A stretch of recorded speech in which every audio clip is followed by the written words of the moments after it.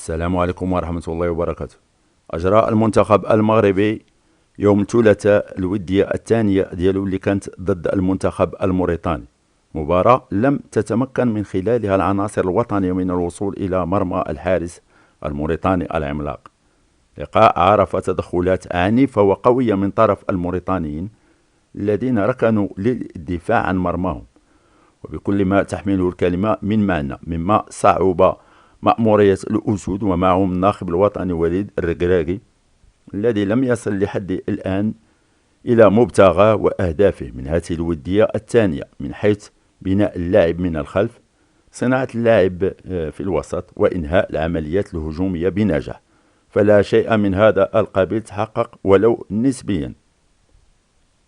وليد الركراكي حاول من الودية الثانية أن يستأنس لاعبه على خطة 4-2-3-1 الهجومية، محضرا من خلالها الأسود للاستحقاقات القادمة، خصوصا منها نهائيات كأس إفريقيا والتي ستحتضنها بلادنا السنة القادمة إن شاء الله. فوليد مجبر على اللعب بطريقة هجومية، خصوصا وأن معظم المنتخبات التي سنلعب ضدها ستركن للدفاع عن مرماها. هذا بالفعل ما قام به الناخب الوطني من خلال الودية الأولى ضد أنغولا، والثانية التي كانت ضد موريتانيا. كما نعلم جميعا، المباريات الودية هي لتجرب عدد كبير من اللاعبين الجدد لمعرفة إمكانياتهم على أرضية الملعب، كذلك الوقوف على المستوى الحالي للاعبين القدامى داخل المجموعة. أعتقد أن ما ربحناه من الوديتين معا هو الموهوب إلياس بن صغير صاحب الذكاء التكتيكي المنقطع النظير، إنه لاعب رائع.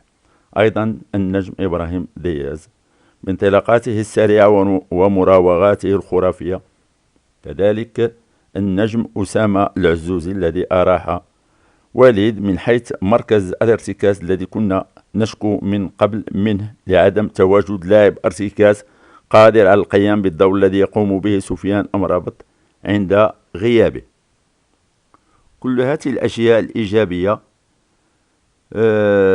تحسب للناخب الوطني، لكن ما يقلق كثيرا هو سوء توظيف بعض اللاعبين سواء القدامى أو الجدد داخل الملعب، كذلك بعض الخيارات التكتيكية الهجومية الغير ناجحة لكثير من اللاعبين. فمن وجهة نظري الخاصة وعلى حسب ما عاينته من متابعتي للوديتين، اتضحت لي بعض الحلول للعقم الهجومي للأسود رغم تواجد ترسانة كبيرة من النجوم. سأتحدث على وسط الملعب الذي يجب أن يتواجد فيه النجم إلياس بن صغير رغم صغر سنه، بفعل النظرة الشاملة الجيدة له للملعب وتحكمه الرائع في الكرة.